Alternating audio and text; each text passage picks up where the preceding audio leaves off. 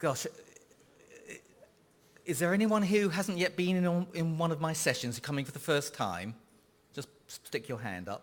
Thank you. Okay, fine. So let me tell you guys, if you want copies of the presentations, don't take notes. Just hand your business card in at the end of the session on your way out, and I'll drop you an email with links to the presentations, so you don't need to take notes. Okay?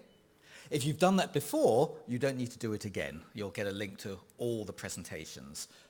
We're talking about mobile. We've got 4 presentations, 4 speakers, and we want to have some question and answer time. So we're going to have to be running very fast-paced here. And so let me, without any more conversation, introduce our first speaker. And he's Ewan MacLeod. He's founder and editor of Mobile Industry Review, and he'll be giving us an overview of what's happening in mobile. Let's welcome him. Hi everybody, stand by for a roller coaster of a ride. I'm going to be quick and smooth, I hope. So I'll give you a quick context, and then we're going straight into statistics. I just want to demonstrate to you guys just how large mobile is, and then I think the rest of the speakers will then talk about the implications of that. Mobile Industry Review, by the way, is just it's a blog I write covering the mobile industry. I do lots of consultancy in the marketplace. Let's get past this. Right, mobile. It's absolutely massive, okay? And while you guys have been busy delivering your day jobs, this has been occurring over the last couple of years. So the end of 2011, we had 1.7 billion televisions on the planet. Okay, these are as accurate as I can get them. 1.2 billion personal computers in use on the planet. 1.1 billion fixed line telephones. About 2 billion internet users. Around about 900 million pay TV subscriptions. Roughly 2 billion email users. About 970 million cars on the planet. That's where a civic authority is aware of a vehicle, right? So there's more cars than that on the planet, but around about 1 billion cars on the planet, okay? This is just, by the way, in the form of context. 1.8 billion credit cards, unique credit card accounts on the planet. Around about 450 million newspaper subscriptions, 800 million instant message users, depending on your definitions. There's a few exceptions, but run with me here. And around about 1.8 billion unique households on the planet, okay? And that, again, is where a civic authority, a government or a local authority is aware of a dwelling, okay? So I'm not talking about tents, these are 1.8 billion houses, apartments, and the like. There are 4.2 billion toothbrushes. This is an average, an approximate statistic on the planet, okay? So you're with me so far, right? There are 5.9 billion mobile phone subscriptions. This was at the beginning of this year. Okay, that's mobile phone subscriptions. And there is a reason that I have a feature phone here, right? The vast majority of those mobile phone subscriptions right now are feature phones. But that is changing, and that is a problem for all of you. Okay, a huge issue. We reckon, conservatively, at the beginning of next year, right? We're in a couple of months away now, 6.4 billion mobile phone subscriptions, and the majority of them will start to have smartphones. About 4 billion unique people on the planet with a phone. As a percentage, more people have access to mobile technology than they do running water or electricity. And that's because actually, in many cultures, in many countries, having access to a mobile phone is more important. Okay, in the West, I think we consider this stuff as just, it's entertaining, it's nice to have. This is life critical, because that's how many people now are generating revenue. And that's how their livelihood is being run through a mobile phone. The industry is massive itself. It's beginning to subsume other industries. Yours is coming. Okay, the mobile industry it doesn't know it, but it's coming for you. Think, for example, the photography industry that used to exist. Now it's just a sidebar, because every phone is a camera now. I just wanted to highlight, you normally hear about mobile in the papers as being a big industry, mobile advertising, $14 billion, or smartphone apps. Actually, it's huge. It's $1 trillion and more. When that starts to mobilize, there's a challenge for you. 87 countries on this planet at the beginning of the year had more than 100% penetration of phones. What that I mean is that's the average person in that country has 2 phones, 3 phones. Last year, 1.5 billion handsets were sold. Like 1.5 billion people, on average, right, roughly, went out and bought a phone, a new one. This year, we reckon it's 1.75 billion people, or handsets will be sold this year. The mobile moment is fast approaching, and what we mean by that is we think we might get to 7.1 billion mobile phone subscriptions in December. We're not sure. And that's more phone subscriptions than there are people. A glance at the revolution unfolding, right? Mainframe, run with me here. 1 million units, mainframe units sold in 10 years. 10 million mini computers sold in 10 years. 100 million PCs sold in 10 years. Anyone remember Internet Explorer version 1? That was pretty rubbish. 1 billion users in 10 years of desktop internet. And then 10 billion internet-capable devices in 10 years. So there's a reason I've got a feature phone up there. That's because I'm sure you all remember a feature phone that sort of did internet. It sort of worked, right? It's okay. The vast majority of people on the planet have these type of phones, but they're changing, and the more of these guys have smartphones, the more that they're going to demand you change your whole business. Your business has to run around me, not the other way around. I think my point here is this is not a bubble. It's a revolution. Browsing method, okay, 800 million people last year, that almost everyone in China, basically, they don't use desktop. They browse and they consume internet via their phone. That's a problem for you if you're not mobile compliant. Every day more Android phones are activated on this planet than there are babies born. That's 1.3, at the moment, the latest statistic, 1.3 million handsets are activated every single day with Android. That's versus 300,000 babies being born. Visa are rightly panicking about mobile. They, like everybody else, having to change their whole business model. By 2020, half of all payments are going to be derived exclusively from mobile. Do you send out any emails to customers? Okay, 36% on average of emails globally are open to mobile devices now. That's a real problem. That's why I'm not bothering responding to your 36-page proposal that came in docx format. This, by the way, was 27% 3 months ago. It's really moving up and up and up. Can you just do a check, please? The average person on this planet checks their mobile 150 times a day. Or if you're in Africa, that's 82 times a day, right? So the chap in the field in Africa with his feature phone checking the prices of wheat at the marketplace, he's doing that 82 times a day. New mobile phone sales, just in case you wanted globally, including smartphones, Samsung's top dog. Used to be Nokia, Samsung, then Nokia, Apple's number 3, then the rest are Chinese, right, and Far East. Those guys are flying. Just looking at smartphones, right? This shouldn't necessarily be a surprise, but please be aware, if you keep thinking smartphone, keep thinking Apple, no, absolutely not. Apple, very small, okay? Look at Android. There's a smartphone market share this year. But it does change very, very quickly. It's not just about smartphones here. And I think you got your Mini here, you got your Nexus, and you got your Kindle Fire. The reason I put up a very boring slide, this just came out yesterday. I won't bother talking through it. My point is Apple's market share decreased by 6% in tablets in a quarter. Okay, so Apple are important. They're important, but think very carefully about everybody else. On eBay, they make a sale every second, but just look at the numbers here quickly, right?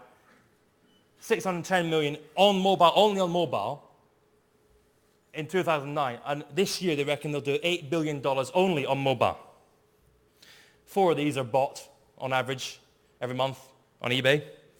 Okay, so people don't have a problem now spending a couple $100,000 from their phone. Think about how they're going to be buying your products and services shortly. An interesting one here, just as I get toward closing. 10% of UK teenagers think it's perfectly fine to send a text message or an iMessage whilst engaged in sex. Now, I want to point out, just take a moment, it's only 10%, but that's a change in mindset of these young consumers who are becoming older consumers. Total change in mindset. What does that say for how they're going to consume your products and services? 91% of people you must agree with this, right? Most people basically keep their phone within 1 meter permanently, right? I got 2 phones in my pocket right now. I'm never more than a meter away. I start panicking if I am. 63% of the population do not share their phone, right? Not necessarily for secrecy issues, but just because it's mine, right? It's very personal. Therefore, be very careful when you're talking to me, right?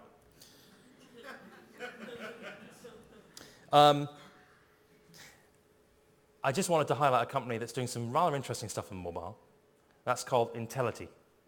And what they're doing is they're taking an entire hotel, the standard hotel approach, right? Every service you can imagine, and they're making it app-enabled, completely mobile app-enabled. And what I really like is the fact that with their service, if you go to an Intellity hotel, you can open your room door with your phone. I really like the pre-arrival requests. I like the idea of being able to say, do you know what? I do want, yes, when I check in, this is me checking into Hilton here in Houston. They said, thanks for your order. Thanks for booking it. Do you want anything in your room? And I thought, yeah, actually, I suppose I do. And I ended up spending crazy amounts of money. Icelandic glacier water, $8, right? It's $1.50 downstairs in the shop, but I paid $6 on some sparkling water, I like the bubbles, and then some Diet Cokes. And I did this on my sofa the day before I traveled. So they took this money, and by the way, they charged me 21% service charge. And I was happy. Business expense, don't care. Very quickly now, Choice Hotels. Last stat I could find from these guys, $1 million a month through mobile. EasyJet, they did £1 million in the first 4 weeks from their app. Atlantis Hotel in Dubai, amazing stuff they're doing by just mobile enabling everything. IHG, look at the stats here, right? These guys are really focusing heavily on only mobile now. Marriott, $25 million a month only on mobile, all right? And you see that India is 3%. Okay, that's almost $1 million a month. Guys in India are actually buying their hotel rooms via mobile. Priceline, and Expedia. Those guys are having a little bit of a challenge because they've launched this technology that allows you to book hotel rooms there and then. They didn't necessarily expect you to actually do that because the faxing systems that sometimes run that needs a big, big change. They were astonished that 75% of people are actually booking for same day. Carl Sparks from Travelocity. He reckons mobile is going to be 40% of his business in a couple of years. But I like this point here. You might get together with a bunch of friends and say, hey, we should really go to Vegas. Yeah. This happens to me. Yeah, fine. Everyone leaves and forgets about it. Not anymore. You just you bring out your phone, you book it. Job done. Just did that for some skiing trips coming up. 45 million Americans shopped online in June. It's the latest stat I was able to find. This is a roller coaster and it's going to affect you. I'm going to stop there. Thank you very much. Over to the next guy.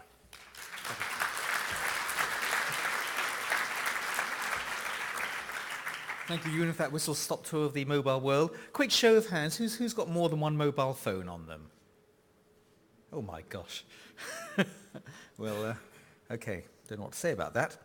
Let's talk to someone now. Let's hear from someone who's actually trying to put mobile in place for their business. So let's welcome Dave Slocum from lastminute.com. Thank you. Hi, it's nice to be here, and thanks to Ewan for making my job sound even cooler. So today I'm going to talk about delivering the right experience to a customer on the mobile channel. So I'm from lastminute.com. We're an online travel agency across Europe. You might know us as Zuji in Asia. We're also Travelocity in North America. So today I'm going to talk about two elements. First element is understanding your customer and how to deliver the right product to them. And the second is around behind that, lifting the hood on lastminute.com a bit, letting you inside and seeing how we actually deliver and build that capability to deliver mobile innovation to the customer. So growth, yeah, we heard a lot of talk about growth in the last presentation. So if we look here, mobile and tablet search queries on mobile, Google's predicting 68% growth against desktop, which is just flat. People are not searching on the desktop anymore. The growth area is in mobile and tablet. And really, for our brand, lastminute.com, actually the terms around last-minute booking, the last presentation was people want to book on the same day. Over half of our sales on the mobile site for hotels are same-day bookings. And if we look at those last-minute queries, which is like a hotel now, or a last-minute hotel, that search query volume is going through the roof. So we know the booking window is shortening, and people are booking more and more on their mobile phone. And just a bit of a snapshot of us globally, a quick look at lastminute.com, our unique visitors growth in the last 10 months, between 100 and 200%, just pure market organic growth in traffic, 100 to 200%. We can't claim any responsibility for making that happen. That's literally people are moving to mobile. Zuji themselves, 50 to 100%. So, in the Asia Pacific region, Australia, Singapore, Hong Kong, areas like that. So when it comes to executing your mobile strategy, mobile web, applications, but we're in the travel industry. What does that mean to us?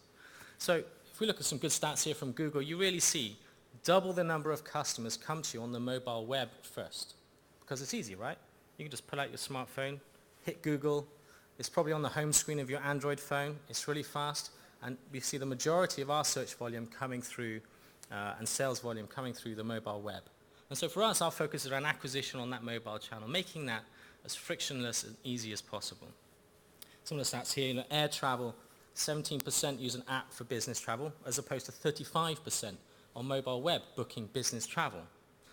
So we need to design services and software that can actually support that demand. So let's take a look at the customer life cycle. I'm going to walk you around this sphere of the journey from when a customer comes to us to when they leave us. So around the outside, we have offline. Many of you in your businesses may have call centers. We have an international call center working 24 hours a day. So we do a lot of offline sales. And don't forget, mobile phones can be used for calling. Actually, half of our revenue comes from mobile phones just coming to the website and then hitting call, because it's convenient, right? And if we look at that journey from search, search is super discoverable. You've got search engine marketing. You can really promote your exact product to the right customer at the right time with search engine marketing. Then you have that journey around the web. People are planning, they're talking, sharing it with their partners, planning a trip, getting validation on that. It's the right price, so maybe they're price comparing. Then they're booking on the phone. And that's part of the save cycle. So really, you've got a budget, you're conscious about how much money you're going to spend. But in the second half of the cycle, you're traveling. You're going somewhere. A brilliant example, thank you, Ewan, for that is, he booked a hotel. He probably thought carefully about the price on that. But hey, once he's actually traveling, he's in that spend cycle mode. It's like, hey, I'm ready to have fun. Show me something cool to do. So inspiring them, inspiring our customers to, see what's around them, give them access to services in their hand. So we see that, the area of this space, moving from web, that's where app space kind of comes together. And really the journey on mobile web is essentially, how can we reduce friction? Get you from that search to booking as simply as possible.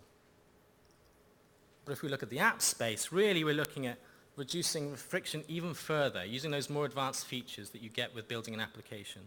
Also encourage reuse. So, customers coming back to us, repeat booking. How can we enhance that experience, make it easier? Loyalty cards, all those kind of schemes. And enhancing that experience when they're in location. And essentially, we look to convert just a subset of our mobile web customers. We don't want to drive all of our customers to applications. We know customers want to be on the mobile web. So that's really where our focus has been driven from. So I'm going to talk through a little bit of a case study of where we just launched in the US, lastminute.com hotels app. And this really looks at the cycle from when you're a customer and you book with us first. And how can we design an application that enables you to have an even more frictionless experience booking with us, making it faster and simpler. So discoverability is the challenge with apps. So once you've booked with us the first time, we know who you are, we're able to contact you, we're also able to promote across ad networks and apps and things like that. But how can we make search even faster? So here you can see on the home screen, the first thing you see is tonight. Well, we know half our customers are just going to hit that button, they're not going to care about anything else. Then they're going to look for the place after that, or tomorrow, or the day after that. So that's even faster. I'm going to talk about the capability building after this, but I'm going to show you the sketch next to the app, because this app was executed in around 4 weeks. talking to the customers. We're going to talk about the process that the teams go through, that kind of our innovation process behind that. So here, focus on the simplicity. People care about photos, star rating, and reviews. So get that up there in your lead price. Make it super simple to see the distance from you right now as well, because when you're a customer, we know a third of our customers that book on the same day are actually booking around them within a couple of kilometers. So making that easy to access is really important too. Maps, so making it easy to access, you want to see it nearby, so you get your lead prices up on the map. We also do top secret hotels, which are our opaque hotel deals where we can offer a deeper discount on brand hotels. So we somehow show this on a map without giving away the locations. You come to the hotel details, make it super simple. Don't drown people with the details. Give them the ratings, give the reviews, show the little map icon. Lots of big images. People love images. The bigger, the better. And amenities, keep it simple. There's a challenge on websites today where we think because we've come from a big screen environment, we have a lot of content about all of our products. And we think, well, all of that content's really important. Actually, in the mobile space, it's all about simplicity and reducing that cycle time from the customer coming in to booking with you. So how could we reduce friction even on checkout? So one of the innovations in the lastminute.com app is an optical character reader. Essentially, you just pick up your camera, show the credit card to it, it scans that and just populates the credit card field for you. So all you have to do is hit book. And so we make checkout even faster.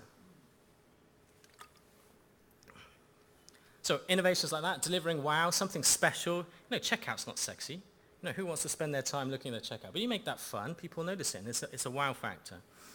So when you're looking at your mobile web versus your app space, what is your app delivering to deliver that wow factor? So here we got featured by Apple, and one of the outcomes from that, as you know, when you deliver wow, you get noticed. You can probably guess when Apple featured us. This is our download statistics. It's quite low at the beginning. Got featured by Apple, it goes through the roof. A few weeks later, Apple stops featuring us, and we have to start spending money on marketing again. But elements like that get you noticed in the market and really help you define your brand in front of the customer. So that's a whistle-stop tour of an application. I'd like to lift the hood on our mobile team. So we're based here in London, and talk to you about how we get to market faster. We've got this innovation pipeline now. Customers really in high demand for innovation. So how can we get from concept to delivery as quickly as possible? So here's our working space. The important thing for your teams is to have people working together. We have our front-end developers, our back-end developers, sat next to our hotels team and our flights team. If we're working on a flights project, we sit them together. We have our QA. So we don't ship our QA testers, around the other side of the world. We have people sitting in the team with handsets using the applications or the software. Another important part of that is also pairing together as well. This is where you have two developers who sit together, building in quality from day one. So you have one developer writing code and talking through their processes they're doing it, and the person next to them will write the tests for those processes. So they'll be testing the code as they're writing it. So you do a lot of tests. And actually, if you look here on the, over here, this is a monitor every time a developer creates a new functionality. If there's a bug in it, immediately that monitor goes red, and they get instant feedback there's a problem with their software. So they can fix it straight away. A lot of problems with a lot of issues with development in life cycles so far has been, how long does it take for me if I do some code, I check it in, a QA across the other side of the world, takes 24 hours to review it, I hear back 2 days later, and I've forgotten what I was working on. I've got no idea as a developer what I was doing at that time. It takes me ages to fix it. So here we're looking to reduce that cycle and create quality code. We also have integration tests, so every time code is checked in from these developers right here, any time of the day, we can push a button, it can go to production and be in front of the customer on demand. And that changes the conversation in the business. It changes the conversation from the product teams going to tech going, when can we get it by? When can we get it by? It's the product team going, ooh, when should we release that? When's the best time to release that? What will our market think of that? How will we communicate that? What value are we delivering? Because the technology no longer becomes the bottleneck. We've got a lot of ideas in the business. We have ideas for applications and software and functionality. They come from all around the business. They come from customers emailing us or in a call center. They come from surveys online. It comes from the teams themselves, their experience with the product, how they want to innovate. So we want to test these ideas as quickly as possible. And there's two ways I'd like to show you we do that. On the left, we have guerrilla testing. Not in a jungle, but in a coffee shop. Well, the urban jungle, I guess. In a coffee shop, if we have a new piece of software, a new functionality we'd like to try out, just get out with the phone, and it's so easy. Sit down, buy it for the price of a cup of coffee. We chat to some customers and get that real feedback to the guys who are developing the code. So it's really getting out of the building and understanding what the customer wants, so we can throw ideas away quickly that don't work. On the right-hand side, we have actually the red dots here are a bit of an experiment. We have eye tracking, so we can see where they're looking at on the mobile phone. I'm not sure how successful that is, but it looks cool in the slide. But we have customers in the office. We have a user testing lab, so they're coming in at least once a week, trying the software and giving us direct feedback. And that feedback looks something like this. So on the left here, we have a test. So 2 different kinds of flight search results. Which is better? Well, let the customer decide. So we have customers in weekly testing that. And the user experience team, they play this back to the whole team, to the hotel product owners, to our business stakeholders, so trading, the guys who are putting the pricing on the site, to the developers who will eventually be building it. And so we have an index on the right-hand side and the stickies here. So low, medium, high is the importance, relative importance of the feedback. So you can see here immediately, the pink notes are really important. We need to look at those as changes. Discovery. Customers are great because they come in, they try a new piece of software, and they give us feedback. They also come up with loads of great ideas. And so any new ideas that come up, we also mark them and they go into discovery, and we'll investigate them later. And we also mark up the positive things. When you're creating software, it's not all about bugs. It's not all about the bad stuff. That didn't work, that failed. It's actually about reinforcing the positive. Customers like this. They engage with that. So telling the development teams that, telling the product owners that, before we're getting into the market is really important to build that confidence level in the software you're delivering. As you see here from the test results, if you're walking past and anybody's wondering what you're working on at any one time, you can just say, hey, take a look. And here's the winner. Simple to talk through that process and what that meant. Another element of that is if you have design teams, you have user experience team, and you have developers. They're both very precious resource, but how can you maximize the delivery of your development team? The development team should just be delivering real code that customers will be using.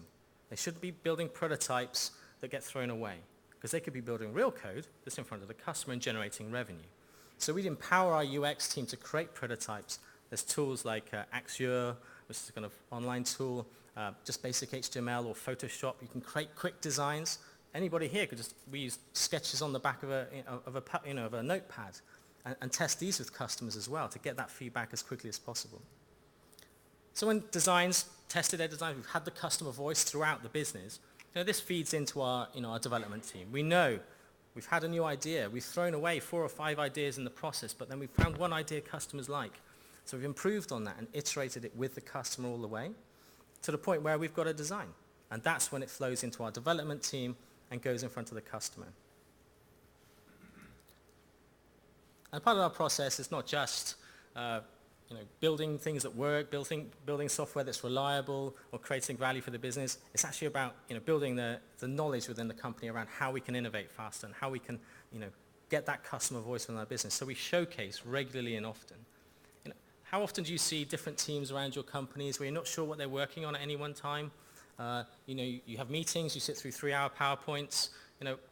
Once a week, we just get people together for half an hour and we show live code, real designs, and videos of the customer or direct feedback from the customer. That's all we talk about. The only things that deliver value in the business that connect to the customer. So your takeaways for today: know your customer. So at the beginning we talked about understanding the market. Understand where your customer's coming in from. In the travel sector, mobile web is king for us. But there's a real place for where the app experience will enhance that and give you that leverage and give you that wow factor to build on that customer base. Co-locate your teams. If you want to deliver innovation, you really need to have your teams working together with your different business sectors. So whether it's your hotels or flights or holidays or any of these categories, working together with the design and development. We have a saying, no more heroes. We have development teams and they will, in the past, they might stay up all night trying to fix a bug. You'll have product owners standing over them breathing, is it fixed yet? Is it fixed yet? Or maybe the site's gone down and everybody's got to come in and fix things. Well, we try and build in quality from the day one so that people can work 9 to 5, but we build in that trust in the software that we deliver by testing, automated testing, pairing together, having developer being tested by another developer, and that continuous integration cycle. And really to make work visible, showcase it, get it around in your company. If you're working on something new, share it. Now, how in our spaces, I think the walls are just plastered with new designs and post-it notes saying these are the latest ideas coming up, and we get feedback from people.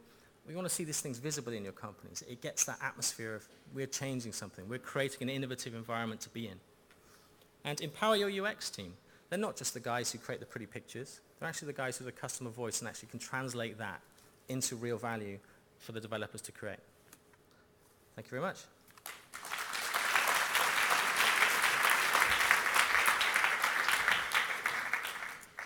Thank you, Dave. Great to hear about your experiences of realty. I didn't see you in any of the pictures. Were you there? Were you down the pub? Oh, take pictures. Okay, I thought it would be a good excuse. So, ladies and gentlemen, let's welcome Jason. Jason Bryant. He's co-founder, president, and CEO of Nor1. Let's give him a little hand. Thank you. It's great to be here. Actually, David, thank you for your one takeaway of know your customer. I think basically that's what I'll spend most of my session on is, at Nor1. And by the way, Nor1 provides an upsell, a host of upsell technologies in a platform. And what I'm going to speak about is basically what is the next level of maturity in sort of mobile technology, and really essentially how do you intersect, or how do you create personalized offers or create personalized mobile commerce by intersecting mobile technology with a data-driven approach. And I'm just, like I said, excited to share with you what our progress has been and so the lessons that we've learned and how we're going about that and applying that to our technologies, our products, and providing this to our clients. Ewan, thank you very much for all your statistics. I felt obligated to have one, which is basically, mobile is huge. It's obvious that, from not only from the level of adoption, the velocity of adoption, but also sort of the proliferation of apps and the types of things that are being, offered in the marketplace to enhance a guest or a traveler's experience and to add value to that. And, we see that, and again, some of those obvious things are, booking on a mobile website or checking flight status, reservations. Certainly, we'd anticipate that continue to grow, right? With innovative companies coming out with ways to enhance a guest's experience, to add value to their reservation life cycle. And what we've done in order to do that is to basically push ourselves forward in maturing our approach to, basically to mobile technology, and being able to create very, very relevant offers. And so just very quickly here, and by the way, there's a number of sort of mobile maturity models out there. If you're interested, Forrester Research has one that is very formal and sort of very in-depth. But when we look at it, we sort of broke it down in sort of very, this very simple fashion, which is, the first level for most, and you could apply this either to an organization or to the entire industry, which is that, in the very beginning, just essentially there is no mobile strategy, which I would say 7 years ago when we started our company, we very much were in that, that same category. We just hoped it worked when somebody opened up one of our web-based or email-based offer sets. Level 2 is, moving to the next step, which realizing that, you'd really like users to be able to read your offer or read your communication. And so you go through that process of just making sure that the format is right, making sure that it, that the text fits and that, again, that the sort of the pictures come up correctly. The third level, and a lot of what we're seeing now is, this sort of very mature process, much what David spoke about at last minute, is actually having a customized approach to it, recognizing that communicating on a mobile device is very different than communicating on a web device, or just through a simple email. Paying attention to conciseness. Just the fact you have a lot of data or a lot of information, you can't put that on a mobile device. It will not, and that's the things that we tested out, was it will not positively impact conversion. So you need to make the offers very concise. And then also pay huge attention to the flow, to making sure that the click-throughs are reduced, that it's just a very efficient process. And as this maturity has continued, you'll see, organizations like Hotel Tonight, the entire business model is focused on a mobile delivery, on a mobile communication. And so with that, basically with that level of maturity, where we see the next step and where, we've sort of started to scratch the surface, I would say, is being able to actually have personalized mobile commerce. taking advantage of the fact that when you make an offer, when you communicate with a guest is really, really important. And just reading here, it's basically creating data-driven interactions at the point of consumption. So communicating with the traveler at the very moment they need either the communication, the data, or the offer that you're going to provide. I'll go through these quickly, but again, so talking about personalized mobile commerce, there's a lot of definitions thrown around, but to make sure that we're all on the same page and aligned, it's one-to-one marketing. So basically, offers, recommendations, communications, determined and delivered real time. And that's the key thing, and through the rest of the presentation, I would say keep that in mind. It's real time. It's that, basically, and I'll talk about sort of predictive analytics and how we're doing that, but it's happening in milliseconds to be able to come up with what's the right offer at this specific point in time for this particular traveler, this specific guest. And then a data-driven approach. There's a lot of discussion out there about analytics and business intelligence, and there's a lot of things floating around. To what I want to be is very, very specific on what we do and what we believe an actual data-driven approach is, but it's essentially using transactional data to understand traveler preferences and to create relevant and targeted offers and communications.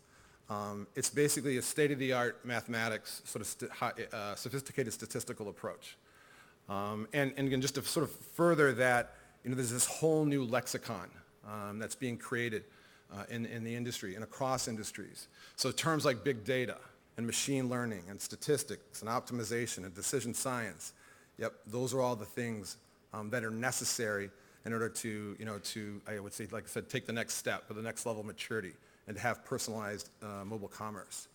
And so for instance, for our organization, we went down this path of realizing we were being given this huge amount of data, a huge amount of reservation data and inventory data and loyalty data. And so we pushed ourselves of how can we use all that data and actually make sense out of it and actually create relevant offers or relevant communications. And ultimately what it came down to was about 3 years ago, went out and hired PhD level statisticians and mathematicians. And that's the level of sophistication and the approach, at least that we found, the only way that we found to actually become much more predictive, to really increase conversion and really know your guest or know the traveler. And then to be clear, our objective, I think, is I would say the objective by intersecting mobile communications and mobile technology with a data-driven approach. Same objective, I would say, that most marketing campaigns or marketing strategies have had for the last 50 years, which is to, provide the right product or service, at the right price. And again, like I said, hugely important now, and a huge component of relevancy is at the right time. When is exactly the right time to provide that to the guest? And as I think Ewan mentioned, it's very personal, right? Now we finally have this opportunity that you can communicate with a consumer almost 24 hours a day because they have their device with them and they're constantly checking their device. But then again, what do you communicate with them, right? What exactly is the offer? What exactly is the communication? Again, that's where this data-driven approach comes in, or a big data approach comes in. And so let me just give you an example. I'm not going to read through this whole slide. This basically outlines, and I have just two slides left, just give you some real-world examples of what we're doing. Like, how do we do this? How do we know your guests through the data? We basically start off with aggregating huge data sets. Like I said, we get reservation data, so transaction data. We get inventory data. For the most part, our organization right now is devoted to the hospitality industry. So we get inventory data, like I said, some loyalty, CRM type data. We marry that with some derived statistics that we create. So for instance, one of the things that we're constantly focusing on is willingness to pay. What is a guest's willingness to pay? And the interesting thing is, and actually even the title of the slide is Personas, what we're attempting to do is to use all this data and to create a mathematical representation of this guest or this traveler at this exact point in time. And this is really, really important because, again, in the past, the use of profiles doesn't really allow this because it's relatively a static representation of this guest. During the transaction, during the life cycle, the reservation life cycle with this guest, their persona can change throughout that reservation. Certainly their persona can change, or your persona can change on different trips. Traveling on business, your persona, your willingness to pay is likely to be very, very different, than when you're traveling on leisure, and staying +1 for 7 days. And so again, in order to do that, and the way that we do that basically is we are looking at essentially 200 variables real time for every guest that we're making a determination on an offer. Of those 200 variables, there's about 20 of them, about 10% of those variables are actually really, really important. It's those variables and what we've learned and how to weight those variables, that's what actually gives us this mathematical representation, this persona for that guest. And then basically what we do, using that persona, we take that mathematical representation, and again, this is back to real time, why this is not trivial to do this. We compare it to roughly 5,000 other personas that were identical for this specific property. How did those 5,000 transactions occur? And it's from those 5,000 transactions that we're making a decision on what is the relevant offer. What is exactly the right sort of the right communication for this guest at this point in time? And so, for instance, the thought in the past is, you look historically at a guest, right? If I know what you did the last 5 times, that should help me, help me to know what you're likely to do that 6th time. Well, actually, what we found early on was, that approach was as wrong as it was right, as many times. Like I said, eventually the approach that we took was, better to look at 5,000 transactions that have this identical persona. And then the other component to this is it's not enough just to have these PhD-level statisticians and mathematicians sort of sorting this out and creating these algorithms, these very intense algorithms. To do it real time, it's not a trivial engineering effort. And so again, very fortunate to be located in Silicon Valley and some of the sort of finest engineering talent.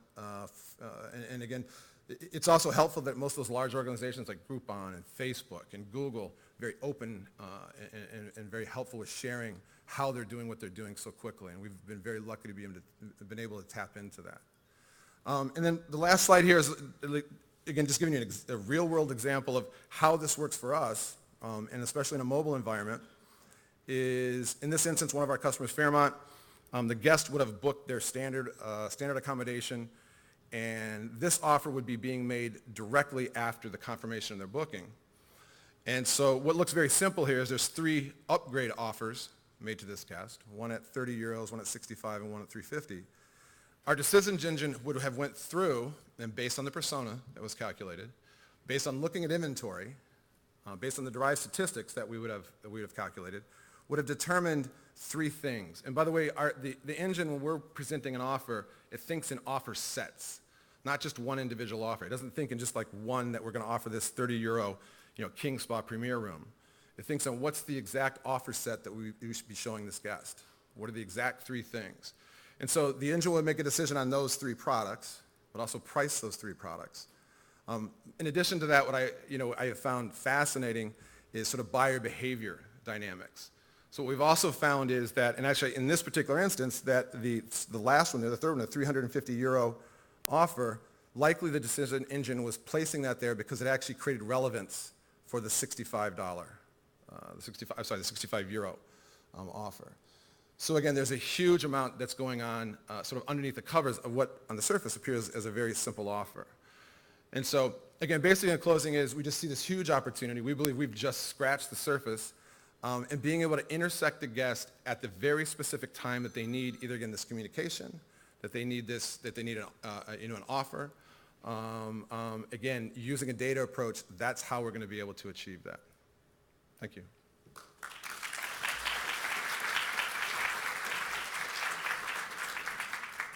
Thanks, Jason. Fascinating stuff. And now let me introduce our last speaker. And he's Stefan Rust, he's CEO of Exicon. And let's welcome him, ladies and gentlemen.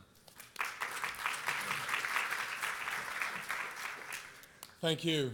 I have 2 mobiles. And the biggest downside of mobiles, and those of us who are addicted to mobile and totally depend on mobile, is the battery life. If the battery goes, I'm not connected. If I'm not connected, I feel lost. I choose my tariffs, and I pay operators based on bandwidth that I can get on my mobile phone. I want unlimited bandwidth. I want to be connected all the time. So you could call me a power user, but I think we're the forefront of a generation that's growing up that have never experienced a life without connectivity, without the internet. And I think that's what Ewan and the presentations that we've seen from lastminute.com, et cetera, is coming to life today. And I think underlying and underpinning all of this is software. Software is going to radically change your business. How many of you have a website already up and live today? Maybe 50%. How many of you have mobile sites up today? Maybe 40%. So okay, that's good. You're going to need to radically change your engagement fast, and you've got 2 years to do that in. And we're basically here to help you do that. We provide tools on an online subscription basis to help a lot of companies get into software. And you know, mobile's important, but I think more importantly, software is important. And I think some of the presentations that you've seen is just highlighting how you operate a business in a software environment. Phones are big. Tablets, I think, are going to get bigger. What we're seeing for the business market, the importance of tablets. How important a tablet can be for your sales force, for your agents, for your partners that are all working with you in go-to-market. It's also a more social, whereas the mobile is more intimate. People are downloading apps. Apps are becoming increasingly more important as a way to engage with customers. We saw a number of apps on the slides earlier. I think the difference of apps today is that we view apps, let me step back, apps are basically for loyalty. So if you have customers, your app is there to serve that customer. The web is to acquire new customers. We heard about search engine marketing, the importance of being there when customers are searching for you and being able to find you is done through a web experience. But web is complex to build that, and I think you saw the teams that do that. We personally help companies build applications, and those applications are both for the end customers and the internal staff, but also their partners in their ecosystem that they work with. I think the other thing around app is the app contains a number of data. So we saw pricing data, we saw map data, all presented and visualized inside an application. That data changes based on location where you're at. And I think one of the unique aspects that mobile provides is location. The average is 41 apps on a device. Embrace it or die. You need to go mobile, and you need to figure out how to go mobile. You've got 2 years' time. We've heard a number of examples. Companies that don't do it really suffer significantly. Companies that live and breathe software, internet, user experience, etc. on a mobile device, they flourish. They come out strong. They grow in revenue and market cap. And there are a number of companies out there, and sorry I don't have lastminute.com up there, but we'll get that up there. You've seen how internet has changed all of your businesses, and I think mobile is only going to impact that even further. More than 50%. I was in one of the gallery or presentations earlier, and there they were talking it's actually 62% of their business is coming through internet channels. But the cost of doing it through a partner for a hotel or a entity selling directly is far greater working with partners versus doing it yourself. So there's a lot of margin in there to play if you start building it yourself, but it does take time. Companies like lastminute.com have been at it. They've started in the web space. They knew the importance of user experience. They built teams, and they're migrating those teams and that experience and evolving that even further into the mobile environment. Research is done online. We've heard of that. I don't need to talk through that. ROI is there. The money's there. But it's not just the mobile. It's also the connectivity of devices. So not only could I connect and book my Coca-Cola and Glacier ice water in advance, I can also control the room temperature on my way there. I can control the light switches. I can control opening the curtains or closing the curtains through an application. And location allows me to then become much more aware. So in San Francisco, the Intercontinental Group, they actually track you if you've downloaded their app and you're a loyalty customer and you've given them permission to access your location information. They actually track that you're 10 minutes away from the hotel. They have a concierge service waiting at the hotel entrance when the taxi arrives or the car They have the key in the hand. They have somebody there to help you carry the bag if you want to or not, because they don't need to ask you anymore because they've optimized the service and the CRM facility to know you want to carry that bag up to the room on yourself. But they actually greet you with, welcome to our hotel. Here's your room key. You're in room 2723 or whatever the room number may be. So location becomes an important element in providing that service. And I think I was in another presentation this morning as well. It was all about service, service, service. And through technology, we can provide that capability and increased service sets. The other thing that's really big inside mobility is sort of this whole gamification. How can I gamify? How can I have leaderboards, points? How can I build that into an application and into a service to get the customer to engage? Everybody thinks downloads are really important. Obviously they're important because if you haven't downloaded, I can't experience the application. But the engagement factor of that application is really important. How do I keep you connected to that application? How do I keep you coming back? And those are all important. Businesses are doing the same thing as well. Video, obviously video is really important. We heard about big pictures. People don't want to read too much on this tiny little screen. They want to be able to watch video. They've got earphones on now. I mean, you know, the only downside is in the underground here, you can't actually stay connected, which will be coming. I noticed that some of the tube stations actually have Wi-Fi connectivity, which is pretty cool. For me, that needs to be connected all of the time. Augmented reality, you know, what is, some people ask, a lot of people still ask, what is augmented reality? And basically, augmented reality is just an overlay of data and information associated with a physical location. I know where you're at based on the location and the application that you have in your phone and the geography that you have. I know where you're pointing because the technology inside the mobile phone acts like a compass and can then show you where you're pointing your phone. And that way, I can overlay over any picture a specific set of information, a video, a comment that somebody left, a friend of mine on Facebook left last time he was visiting Rome or Paris or Vienna, etc. So that's another big trend that we're seeing.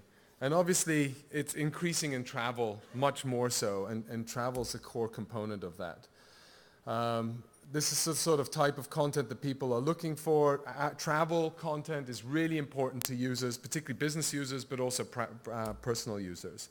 And the margins are impacted on how you can drive business through this. But one of the things is we help a lot of our clients through what we call our app cycle, where we help them define the product, find the right developer to build it, deploy it in a marketplace, because once you have the app, you need to make sure people download it. And we saw the impact that you can, or the tools and features that you can do to try and drive the download. And then you need to measure. You always need to measure. I think in the software world, it's permanent beta. You're constantly refreshing your product. It's never, it's done, I don't need to worry about it, I can then go to sleep. I'm 24 hours, I'm online. My team is constantly finding ways to tweak that image, to improve the user experience in that phone. And so we have tools that we provide online to our clients to help them understand how to do that.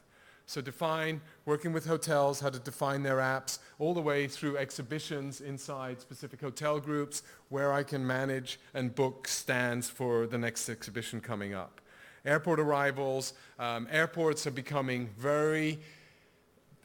a lot of data around arrival times, around baggage, where is your baggage, around shops, retail outlets that they want to drive revenue for their airports, etc.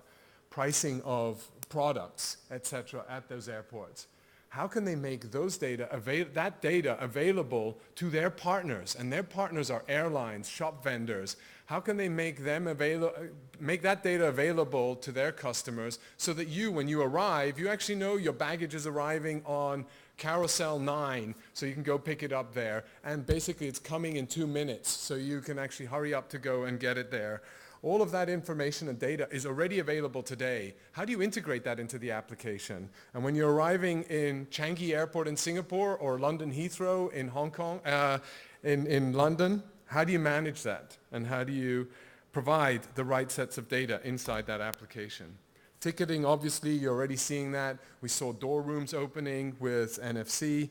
So access and engagement is all. But it's how do you define that? What is your objective? Is it engagement? Is it downloads? Is it what is your app? What are you trying to do? And a lot of these reference cases highlight that. So finding the right developer is really important. We saw how important teams are in building applications and that collaboration.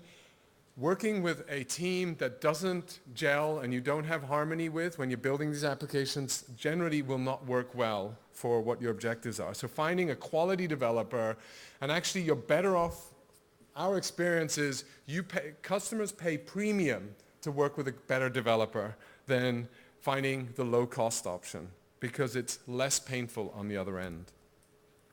And you can scale by doing it right. So using the right sets of services, we hear a lot about social media. You can integrate a lot of data from social media into your mobile applications already as well. Deploying, a lot of customers think, I built the app, now, oh great, I can sit back in the sofa and then I watch it go and be sold like hotcakes. There are more than 1 million apps out there. How is it going to get found? You need to find it, you need to get it downloaded. There are a number of strategies on how to do that. There are ad networks providing advertising solutions to create the awareness of that, and that deployment helps you with the ROI. And sort of some of the areas, how do you then integrate those applications with creating additional buzz and trying to drive virality of that by getting pictures that you're taking. Food is obviously a key element of a lot of photos that are being taken. How do you get that onto Pinstagram or onto other sites? Komodo is one of the apps that has created an integration with Instagram, so you take a picture of your photo and then uploads it. And obviously measure. Without measurement, you can't improve. You can't evolve the application. The beauty of the app is it sits on a device and you can change it. You can tweak it. You can refresh it. You can add features. You can delete pages. And then you can do that all remotely without the end user knowing, other than having to update when you're changing personal preferences or specific details associated with that application. And so much so that we better get onto the program, you got to get onto the mobile, even apes are using mobile. So, there's a zoo in San Diego that are actually using tablets to teach and work with apes in terms of trying to drive how to optimize experience, but also more learning, so the educational element. And that's it. Thank you.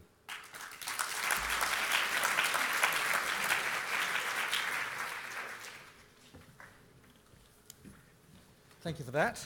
Great. We've got time for a few questions.